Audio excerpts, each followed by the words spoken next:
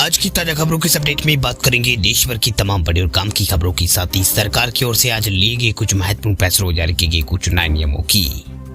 तो बुलेटिन की शुरुआत करते हैं पहली खबर से। तो सरकार एआई को करेगी रेगुलेट, डीप फेक बनाने वालों की अब खैर नहीं। सरकार जो है एआई यानी आर्टिफिशियल इंटेलिजेंस जनरेट अफवाहों और डीप फेक को लेकर जो है सख्त है। दरअसल एआई को रेगुलेट करने के लिए सरकार जो है फ्रेमवर्क तैयार कर रही है। वह इसका ड्राफ्ट जो है जून जुलाई में यहाँ पर लाया जा सकता है। पिछले कुछ महीनों में AI generated deep fake video और फोटो आने के बाद सरकार इसको लेकर जो है गंभीर यहाँ पर हो गई है। हाल में कई सेलिब्रिटी जैसे कि रश्मिका मंदाना, सचिन तेंदुलकर, विराट कोहली और इसके अलावा सारा तेंदुलकर जैसे कई हस्तियों के जो है AI generated deep fake video जो है वो आ चुके हैं। वहीं नई दिल्ली में आयोजित एक इवेंट के दौरान केंद्रीय इलेक्ट्रॉनिक और आईटी मंत्री जो है राज्य मंत्री राजीव चंद्रशेखर उन्होंने बताया कि सरकार आर्टिफिशियल इंटेलिजेंस एआई को रेगुलेट करने के लिए फ्रेमवर्क तैयार कर रही है और इसे जल्दी जो है रिलीज किया जाएगा। वह केंद्रीय मंत्री ने कहा कि एआई से होने वाली इकोनॉमिक ग्रोथ के साथ साथ इसका दुरुपयोग को रोकने की जरूरत है। इसका उद्देश्य आर्थिक विकास के लिए एआई उपयोग करना और संभावित जोखिमों और नुकसानों का समाधान जो है वो करना है। चलिए बात अब करते हैं अगली बड़ी खबर की। दूसरे राज्य में सख्त हुआ है कानून, हुक्का बार बैन, 21 साल से छोटे सिगरेट नहीं, नियम तोड़ने पर 3 साल की होगी सजा। कर्नाटक की सिद्धारमैया सरकार ने बड़ा फैसला लिया। दरअसल सरकार ने राज्य में हुक्का बार को पूर्ण रूप से यहाँ पर बंद कर दिया है। वह इसके साथ ही तंबाकू उत्पाद खरीदने की कानूनी उम्र भी जो है बढ़ा दी है।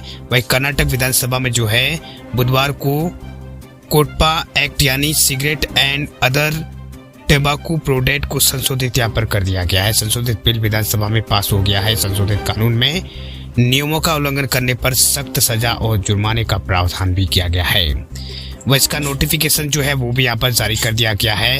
वही नोटिफिकेशन में बताया गया है कि लोगों के स्वास्थ्य के लिए सुरक्षा और तंबाकू से जुड़े बीमारियों को रोकने के लिए इस पर कानून जो है वो संशोधन जो है वो यहाँ पर कानून में संशोधन जो है वो किया गया है। वही हुक्का बार कर्नाटक में बंद कर दिया गया। इसके अलावा पब्लिक प्लेस पर स्मोकिंग जो है वो नहीं कर सकेंगे कोई भी। इसके अलावा 21 साल की उम्र जो है वो तय कर दी गई है। वह अब तक तंबाकू उत्पाद करने की कानूनी उम्र 18 साल थी, अब इसको 21 कर दिया गया है। यानी 21 साल से कम उम्र के किसी भी व्यक्ति को सिगरेट या फिर तंबाकू बेचने की यहाँ पर तंबाकू जो है वो कोई भी यहाँ पर नहीं बेच सकता है। इसके अलावा स्कूल, कॉलेज और ऑफिस और इसके अलावा अस्पताल, चाइल्ड केयर, हेल्थ सेंटर, मंदिर, मस्जिद और पार्क के आसपास तंबाकू उत्पादों की बिक्री पर रोक रहेगी। ऐसी जगहों से 100 मीटर के दायरे में सिगरेट या फिर तंबाकू बेचना भी प्रतिबंधित रहेगा। तो ये कुछ कर्नाटक सरकार की ओर से बड़े फैसले जो है वो लिए गए हैं। चलिए बात अब करते हैं अगली बड़ी खबर की। तो केजरीवाल सरकार ने पेट्रोल डीजल के वाहनों के लिए जारी किए हैं नए गाइडलाइन। बाइक पर भी लागू 10,000 रुपये तक का लगेगा जुर्माना। दिल्ली सरकार ने जो है वैसे सार्वजनिक गाड़ियां जिनकी अवधि पूरी हो चुकी है उनके लिए नई गाइडलाइन तय कर दी है। दरअसल दिल्ली सरकार ने ऐसे 4 पहिया वाहनों के लिए 10,000 रुपया और 2 पहिया वाहनों के लिए 5,000 रुपये जुर्माना लगाने का फैसला किया है।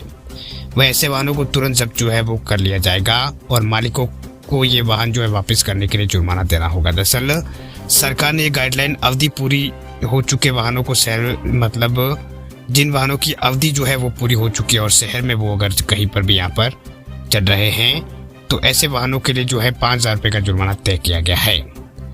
दरअसल दिल्ली सरकार ने 4 पहिया वाहनों के लिए इसमें 10,000 रुपये का बात यहाँ पर कही है। वही 2 पहिया वाहनों के लिए 5,000 रुपये की बात कही है। ऐसे वाहनों को तुरंत जब्त कर लिया जाएगा और मालिकों को ये वाहन जो है वापस लेने के लिए जुर्माना देना होगा। वह सरकार की ये गाइडलाइन अवधि पूरी हो चुकी है। वाहनों को शहर में सार्वजनिक स्थानों से हटाने के लिए लागू यहाँ पर किया गया है। इसके लिए इसे संबंधित दैनिक रिपोर्ट जो है वो पर्यावरण मंत्रालय और कमीशन और एयर क्वालिटी मैनेजमेंट भेज रही है।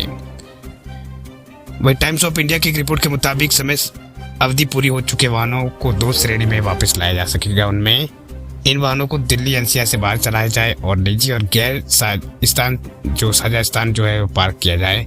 वह जब्त किए गए ऐसे वाहनों को रिलीज कराने के लिए उन पर जुर्माना लगाया जाएगा और उनसे पार्किंग फीस ली जाएगी। वैसे वाहनों जिन्हें दोबारा जब्त यहाँ पर किया जा सकता है या 10 साल से ज़्यादा डीजल वाहनों को रिहा जो है वो नहीं किया जाएगा। चलिए बात अब करते हैं अगली बड़ी खबर की। तो लॉलीपॉप की तरह मोबाइल पर कर्ज दे रहे ऐप पर कसेगा शिकंजा, सरकार ने एक्शन की दी है छूट। लॉलीपॉप की तरह मोबाइल पर कर्ज दे रहे ऐप की जो है वो चूड़ी कसने वाली है। दरअसल पेटीएम के बाद अब अगला नंबर कई ऐपों का लग सकता है। दरअसल वित्त मंत्री निर्मला सीतारमण ने बुधवार को आरबीआई समेत वित्तीय क्षेत्र के नियामकों को खुली छूट यहाँ पर दे दी है। वहीं ऑनलाइन ऐप के जरिए अनधिकृत कर्ज विवरण प्रसार पर लगाम लगाने के लिए रेगुलेटर्स से अतिरिक्त कदम उठाने के लिए जो है वो कहा गया है। भाई सीतारमण ने यहाँ वित्तीय स्थिरता और विकास परिषद की 28वीं बैठक को संबोधित करते हुए ये बात कही है। उन्होंने वित्तीय नियामकों से घरेलू और वैश्विक व्यापक वित्तीय स्थितियों को देखकर उभरते हुए वित्तीय स्थिरता के जोखिम का पता लगाने और निरंतर निगरानी बनाए रखने और सक्रिय रहने के लिए भी यहाँ पर कहा है।